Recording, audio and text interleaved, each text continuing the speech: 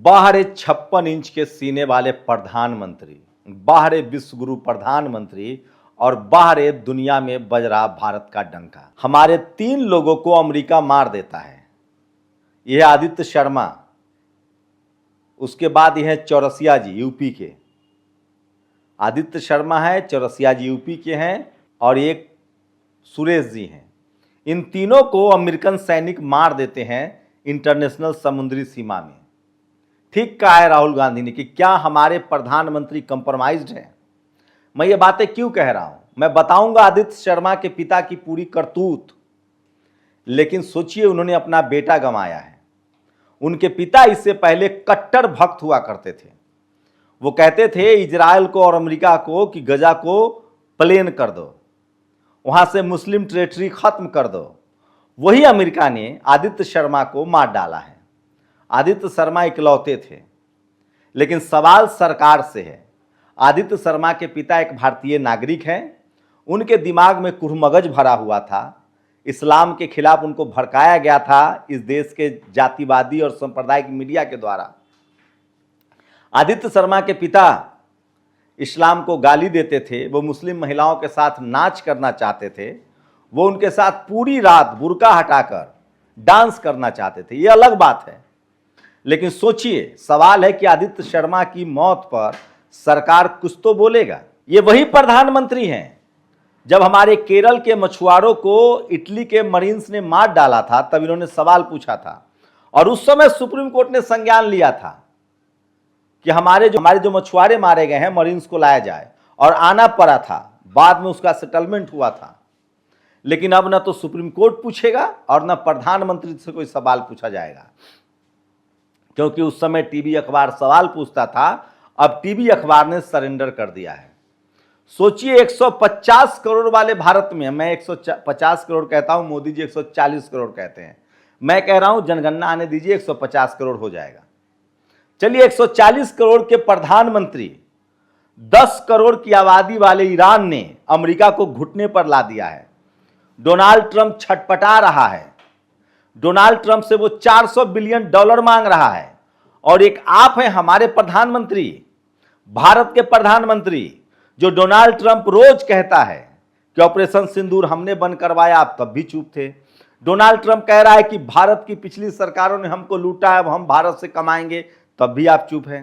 Donald Trump ने कहा कि आपका कैरियर चौपट कर देंगे, तो भी आप चुप हैं। डोनाल्ड ट्रंप के सैनिकों ने अब हमारे 3 भारतीयों को मार दिया, आप तब भी चुप हैं। सोचिए, मनमोहन सिंह ने भारत में जो उसके दूतावास है अमेरिका के, उसकी सुरक्षा हटा ली थी। यह होता था लाल आंख दिखाना। तब मोदी जी उस समय मुख्यमंत्री थे, सोनिया गांधी से सवाल पूछते थे। लेकिन आज जब आप सवाल पूछ देंगे तो जानते हैं प्रधानमंत्री जी क्या करवाते हैं। प्रधानमंत्री नरेंद्र मोदी की ईडी न्यूज चैनलों पर, यूट्यूबर्स पर, मुसलमान युवाओं पर जो सवाल पूछता है उसके खिलाफ जांच करते हैं, उनको जेल में डाल देते हैं। और इनके जो टूल किट है वो जाके धरना प्रदर्शन करते हैं। कहां गए वो सारे के सारे टूल किट जिनको मंडपम में भोज खिलाया था अमित शाह जी ने? क्या वो सवाल पूछेंगे कि जो 3 भारतीय मारे गए इसकी जिम्मेदारी सरकार लेगी और इसके बदले में अमेरिका के साथ क्या डील होगा? शर्मा जी को तो कम से कम जवाब दीजिए। वो तो आपके भक्त थे, वो तो पूरे मुसलमानों से नफरत करते थे, पूरे गजा पट्टी को मिट्टी में मिला देने की बात करते थे। सोचिए, इस देश में इनके जो टूल किट हैं वो भारत की अर्थव्यवस्था चौपट हो रही, उस पर सवाल नहीं। आप जानते हैं तेजस अब्दुल कलाम आजाद का सपना था, मिसाइल मैन का। तेजस के नकली रिपोर्ट शामिल हो रहे हैं, इस पर कोई सवाल नहीं पूछेगा। सवाल है कि इनके जो टूल किट हैं वो कम से कम इस पर तो सवाल पूछ ले कि हमारे जो 3 लोग मारे गए हैं और हजारों हमारे जो सैनिक फंसे हुए होर्मुज में, उनको कौन निकालेगा? और ईरान ने निंदा कर दी है। ईरान कह रहा है कि अमेरिका लूटपाट कर रहा है, सिर्फ लूटपाट कर रहा है। सोचिए, 10 करोड़ बड़ा ईरान ने अमेरिका को घुटने पर ला दिया और हम 140 करोड़ के प्रधानमंत्री हमारे सवाल नहीं पूछ रहे हैं। इसलिए राहुल गांधी कहते हैं कि ये कंप्रोमाइज्ड प्रधानमंत्री हैं। ये सबसे भयानक और सबसे दर्दनाक और सबसे डरावना है। और अभी भी लगता है कि आप नहीं बोलेंगे तो देर सवेर बारिश सबकी आएगी। हमारी सरकार पता है कहां मजबूत है? कोई यूट्यूबर सवाल पूछ दे तो ईडी की जांच करा दो, इनकम टैक्स की जांच करा दो। इसका मतलब है कि इनको देश से ज्यादा अपनी सत्ता से, कुर्सी से प्यार है। अरे सवाल पूछने वाले लोग, इस देश में परंपरा रही है, निंदक नियारे राखिए आंगन कुटी छवाए, बिन पानी साबुन बिना निर्मल करे सुभाए। अगर कोई आपकी निंदा करता है तो उसके आसपास रखिए, तमाम राजनीतिक सत्ताएं और राजाओं का दौर चला है। निंदा करने वाला आपका मददगार होता है और जो आपकी चापलूसी करता है वो आपको खड्डे में धकेलता है। तो सोचिए, 10 करोड़ वाला ईरान जो है अमेरिका को घुटने पर ला दिया, वो युद्ध जीत रहा है और $400 बिलियन का हर्जाना मांग रहा है। और 140 करोड़ वाला भारत के प्रधानमंत्री के मुंह से ट्रंप का ट भी नहीं निकल रहा है।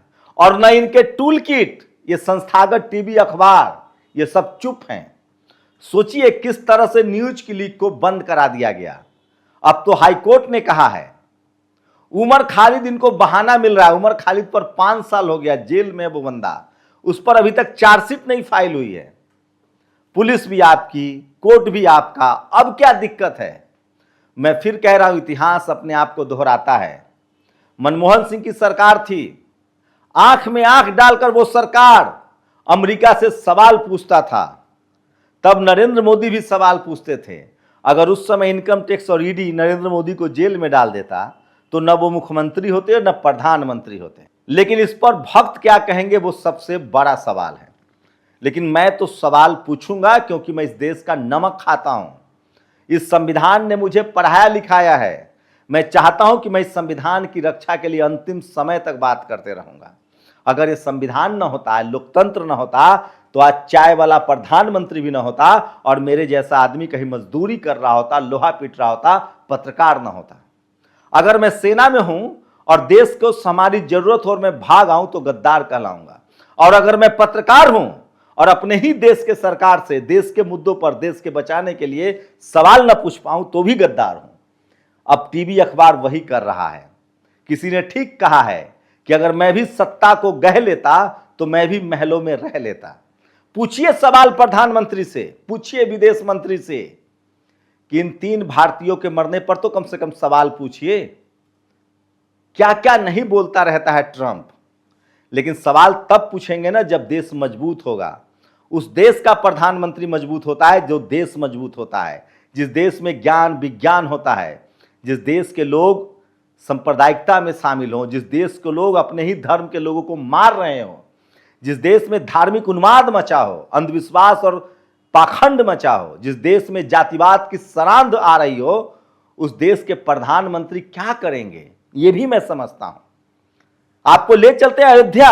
ये वही राम मंदिर है जिस समय कहा गया, घर घर में कार्ड भेजा गया, घर घर से चंदा लिया गया। आज इनके टूल किट कह रहे हैं कि अयोध्या पर सवाल क्यों पूछ रहे हो, तुम तो मंदिर के खिलाफ हो। अरे मैं अंधविश्वास और कर्मकांड के खिलाफ हूं, मैं किसी की आस्था या धर्म के खिलाफ नहीं हूं। खिलाफ तो तुम लोग हो। तुम लोग किसी के धर्म को अच्छा और किसी को बुरा कहते हो। हमारे लिए तो इस देश का संविधान सभी धर्मों का सम्मान करता है और इसी देश का संविधान कहता है कि पाखंड और अंधविश्वास से दूर रहो। अब चंपत राय कह रहे हैं कि गोपनीय जांच होगी। इससे पहले भी अयोध्या के इन तमाम लोगों पर, राम मंदिर के ट्रस्टियों पर गंभीर आरोप लगे हैं। अब तो विनय कटियार आरोप लगा रहे हैं, वो ओबीसी समाज का युवा जिसने स्कूल कॉलेज अस्पताल की लड़ाई लड़नी चाहिए थी, उसने मंदिर का लड़ाई लड़ा।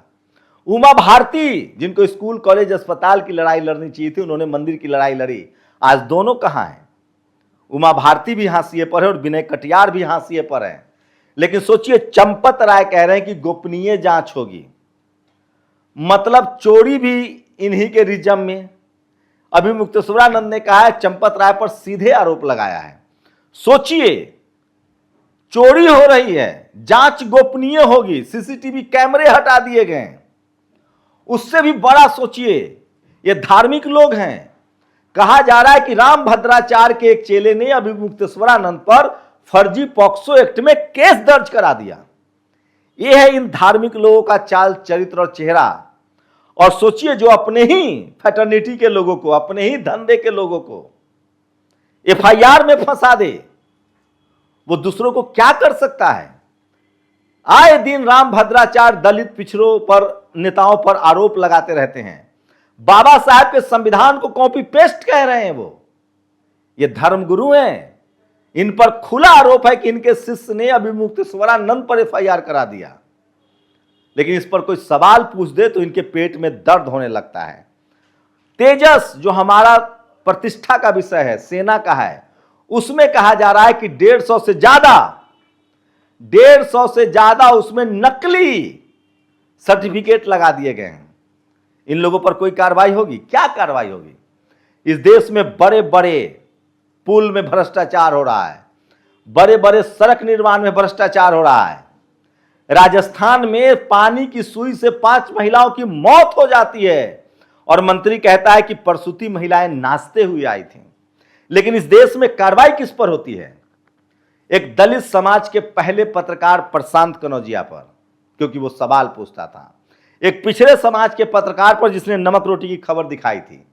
अभिशार शर्मा जो न्यूज क्लिक में पत्रकार था। सोचिए उर्मिलेश जी, किस तरह से इनकम टैक्स ईडी की रेड पड़ी, चैनल बंद कर दिया गया। आप धरना प्रदर्शन कीजिए, इनके टूल किट आ जाते हैं।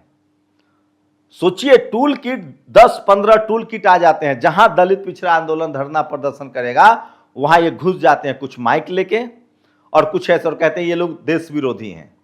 मतलब सरकार से सवाल पूछना देश विरोधी कैसे है, इनसे पूछा जाए। और सोचिए इनके कार्यक्रम में तो आप, अरे आपको भी अधिकार है, आप भी धरना प्रदर्शन कीजिए। अगर इन टूल किटों के धरना प्रदर्शन में कोई दलित पिछड़ा चला जाए तो इनकी हत्या कर देंगे। मैं इसीलिए कह रहा हूं इस तरह के हालात हैं। वही कुछ लोग हैं जो हिम्मत दिखा रहे हैं। आज फिर कहा है कॉकरोच जनता पार्टी के संस्थापक दीपके ने, अभिजीत दीपके ने, कि मैं जेल जाने के लिए तैयार हूं और जब सरकार जेल में डाल रही है तो सबसे पहले जेल मैं जाऊंगा। अभिजीत दीपके ने दिल्ली में कहा था कि जब मैं अमेरिका पढ़ने जा रहा था तो मेरी मां इतना नहीं रोई थी, जब मैं अमेरिका से देश आ रहा था तो मेरी मां रोई, क्योंकि उनको डर था कि मुझे जेल में डाल दिया जाएगा। लेकिन ये मेरी मां का डर नहीं है, ये उन सभी माओं का डर है जिनके बेटे सत्ता से सवाल पूछते हैं या जो पॉलिटिकल बयानबाजी करते हैं। इस देश में कुर्मगजों की बाढ़ आई हुई है। लोग महिलाओं पर भद्दा कमेंट करते हैं, लोग डेड बॉडी पर भद्दा कमेंट करते हैं, इसको इंटरटेनमेंट कहा जा रहा है। और सत्ता से सवाल पूछ दीजिए तो उसको देशद्रोही कहा जा रहा है। पूरा का पूरा फिल्म इंडस्ट्री चुप है। जूही चावला चुप हैं, अक्षय कुमार चुप हैं, अनुपम खेर चुप हैं। कहां गए वो दिन जब अमिताभ बच्चन कहते थे कि अरे 10 रुपए का तेल छिड़क दो, गाड़ी में आग लगानी है। अब महंगाई नहीं दिख रही है। जूही चावला कहती थी कि थैंक गॉड मेरा अंडरवियर डॉलर है, नहीं तो रोज गिरता। अब चुप्पी है। यही है जाति का कनेक्शन। ये तमाम लोग चुप हैं या चापलूसी कर रहे हैं।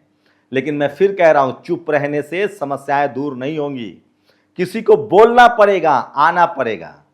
पार्टियां तोड़ के सरकार बनाई जा सकती है, लेकिन सरकार चलाई नहीं जा सकती है। 12 साल का लंबा वक्त होता है। 12 साल में चीन ने 100 से ज्यादा स्मार्ट सिटी बना ली है। पूरे चीन में नेटवर्क खड़ा कर लिया बुलेट ट्रेन का। हमारे यहां क्या हो रहा है? 90,000 करोड़ का बजट का रोड हम सही से नहीं बना पाते हैं, टूट जाता है। हमारे 100 करोड़ के पुल टूट जा रहे हैं। और कौन लोग हैं ये सबसे बड़ा सवाल है। नेक्सस है, ऊपर से लेकर नीचे तक जाति के दिमाग में, जिनके दिमाग में जातिवाद भरा हुआ है, वो इस देश को खोखला कर रहे हैं, लूट रहे हैं। कोलकाता में आग लग जाता है जहां 4000 ईवीएम रखा हुआ था। ये सब चल रहा है, बस सवाल नहीं पूछना है। सवाल पूछ दीजिएगा तो आपको जेल में डाल दिया जाएगा। मैं फिर कह रहा हूं, जो देश की हालत है, जिस तरह से देश को लूटा जा रहा है, जिस तरह से देश के संसाधनों को लूटा जा रहा है, जिस तरह से अब देश में सांस लेने लायक स्थिति नहीं है। हमारी शहरें गंदी हो रही हैं, हमारे नदी नाले गंदे हो रहे हैं, देश को बेतरतीब तरीके से लूटा जा रहा है और मुट्ठी भर लोग लूट के अपने आप को विदेश में शिफ्ट कर रहे हैं। अगर नहीं बोलिएगा तो आपकी नस्लें मारी जाएंगी बगैर सांस के।